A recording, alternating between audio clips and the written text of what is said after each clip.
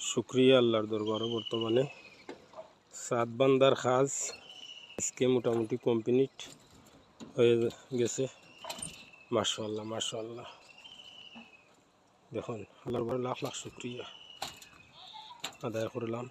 আসলে পেশা এমন এক জিনিস, এই ফেসবুকে কাজ করার আসার পর থেকে পেশারে অনেক মূল্যায়ন মনে করলাম।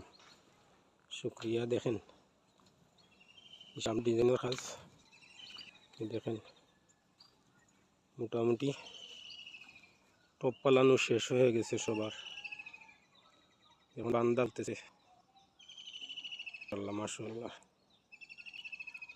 শার্টও আমার কাছে প্রচুর সুন্দর লাগছে। জানি না আপনাদের কাছে কেমন লাগবে।